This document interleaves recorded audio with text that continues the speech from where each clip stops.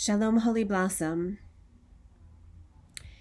The ordinary greetings of Boker Tov, Erev Tov, Laila Tov, none of those are fitting now because nothing is good right now. A Jew can always wish for peace, and so we can simply greet one another and depart from one another with the word Shalom. Shalom, Holy Blossom.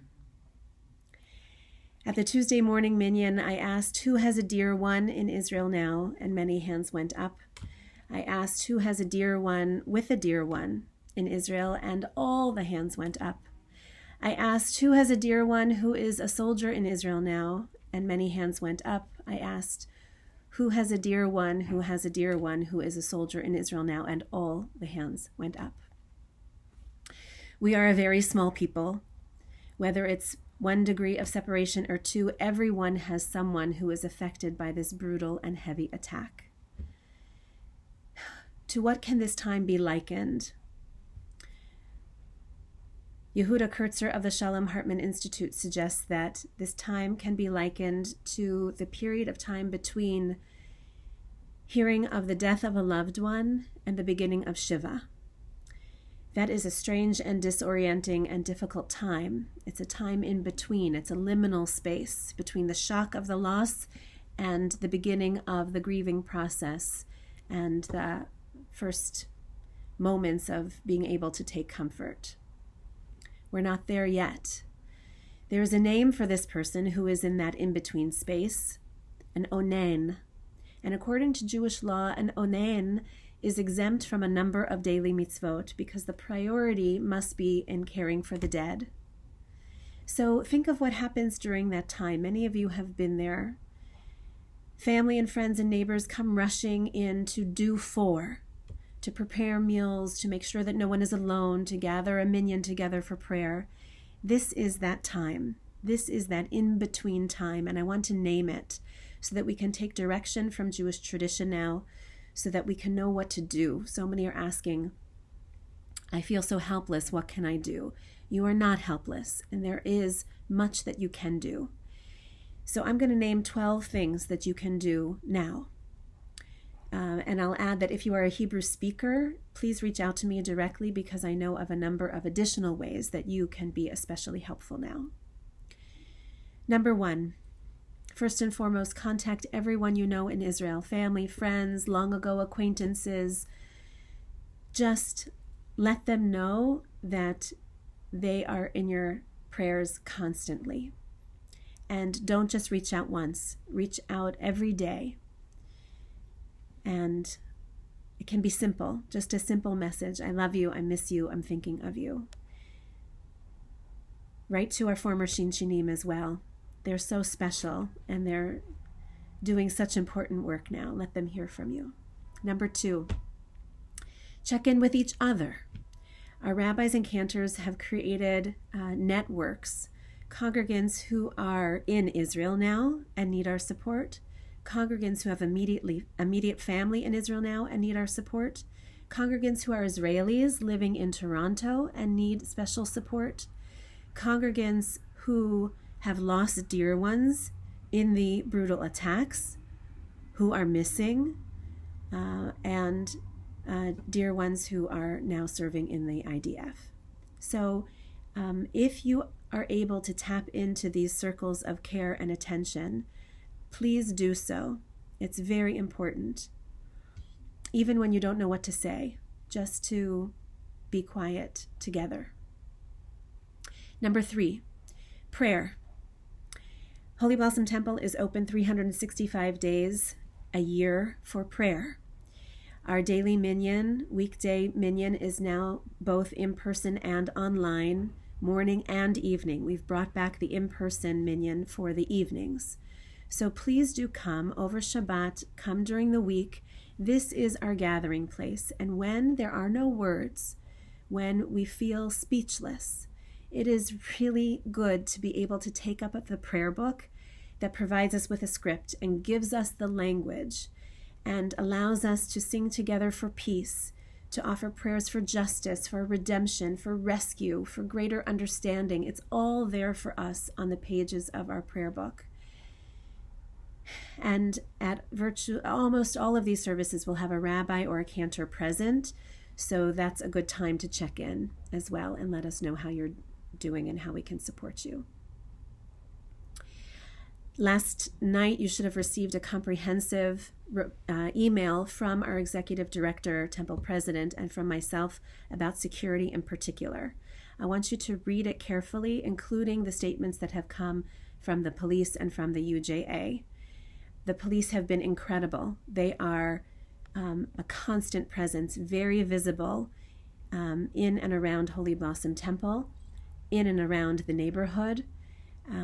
Please thank them when you see them, and don't be afraid to come, because the message that we're getting is that it is safe to come, as far as all the intelligence, all of the reports, all of the security sources are telling us that we should continue our activities as usual.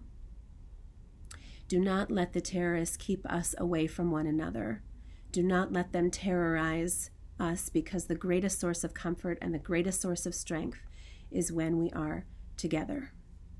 Number 5, talk to your kids. We're providing resources for parents. Talk to your grandchildren. We're providing resources for our university students. We have special assemblies planned for Sunday morning with children and their parents. Grandparents are also welcome.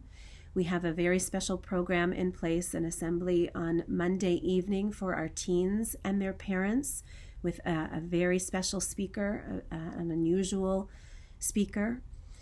So please check in on your kids. And I would say one specific thing is to make sure they know how to sing Hatikva, so that whenever they stand shoulder to shoulder in assembly with fellow Jews, they know those words of courage and pride and hope. Number 6, mental health. The UJA is offering mental health services and support. We also have congregants who have come forward to offer mental health support to anyone who needs. So please let us know. Do not open those gruesome videos that are going around on social media. It is part of the scheme of terror to get into your head. I'm also told some of them have malware that will mess up your devices. So do not go there, and tell your children not to go there and watch those videos. Number 7. I met earlier this week with Foreign Minister Jolie and a number of MPs at a small round table online, so that community leaders could hear what they're doing round the clock this week, and so that we can help to inform and guide their work. So we've provided below the links, the email addresses to government officials. I want you please to write to them more than once. You can write to them often with consistent messages. Number 1, thank them for their initial clear messaging that Hamas is a terrorist organization, that Israel has the right to defend itself. We also need to ask that they please do everything in their power to bring those who have been abducted home. We also need to ask them that in the coming days and weeks, they need to be firm and steadfast in their message and their support of Israel, because Israel will not stop until Hamas is defeated. We have no choice about that, and it's going to get harder. And so we need our government to remain steadfast and clear. And then you can tell them anything else you want to tell them about how you're feeling, about what you're experiencing, about who are your loved ones in Israel. Number 8, be generous. I know you are. I'm asking you to give and to give again. Holy Blossom Temple is lifting up just 3 of the many, many worthy causes. By all means, give wherever you are compelled to give. But we are lifting up these 3 for your consideration. One is the UJA, Toronto's UJA, which is mobilized and organized to be very efficient and effective in their support of Israel now. Magen David Adom is Israel's Red Cross. There's terrible strain on the healthcare system now in Israel, and so we've included that. and then also the Reform Movement in Israel, the IMPJ. Those are the network of more than 50 Reform congregations in Israel, which are providing grassroots support on the ground: food, housing, clothing, counseling, rabbis who are burying the dead, and providing pastoral care for hundreds. So we want to support their efforts as well. The number 9, stay informed. It's very important that in doses you read up and study up and stay informed. For the facts of what is unfolding, I recommend the Times of Israel, which is easy to access online and written in English and constantly updated. And for more nuanced reflections on how to put the news into the context of Jewish ideas and Jewish values, I recommend that you go to the website of the Hartman Institute and hear what their thought leaders have to say. Number 10, in your workplaces. I know many congregants are now being asked to help draft statements or to consult on policies and training.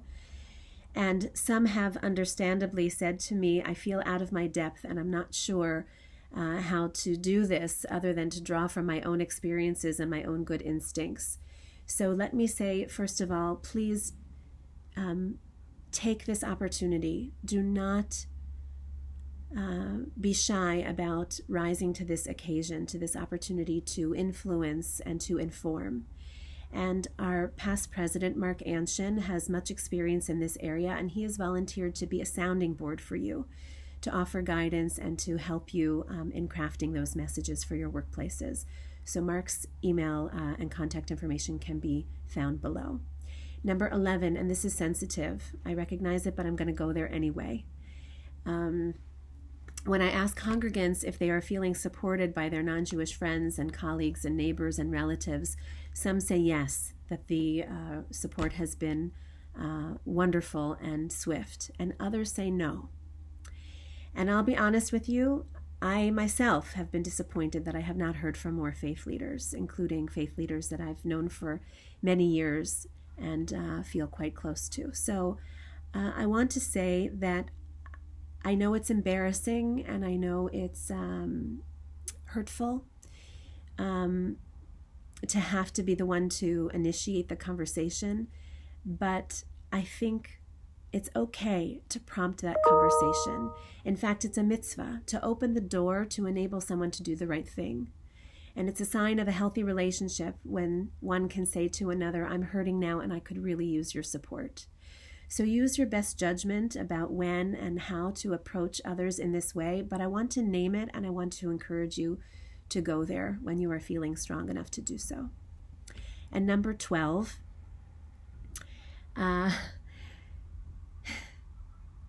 Wednesday evening at the Minyan, I saw a man. I didn't recognize him. He came up to me after the service and he said, Rabbi, I have not been in a synagogue in 45 years, not since my father died, but I felt I needed to come today. So I'm asking you, dear congregants, good people, do Jewish. I want you to lean into Jewish ritual. I want you to lean into Jewish gatherings. I want you to light candles tonight at your Shabbat tables. I want you to host a Shabbat meal tonight, this afternoon, tomorrow afternoon. I want you to come for Torah study in the morning. We have Dr. Marks here from Jerusalem coming to teach us. I want you to reinforce your Jewish identity with Jewish deeds. I want you to make real the slogan Am Yisrael Chai, that the Jewish people lives, the people of Israel is alive. Make those words real, make them ring, and make your deeds a testimonial at this time. We can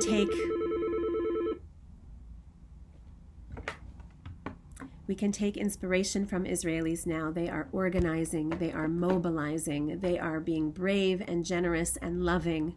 And if they can be all those things under such strain and such pressure and such grief, then certainly we can too, here. So with that, I wish you a Shabbat Shalom, Am Yisrael Chai, and Shalom al Yisrael.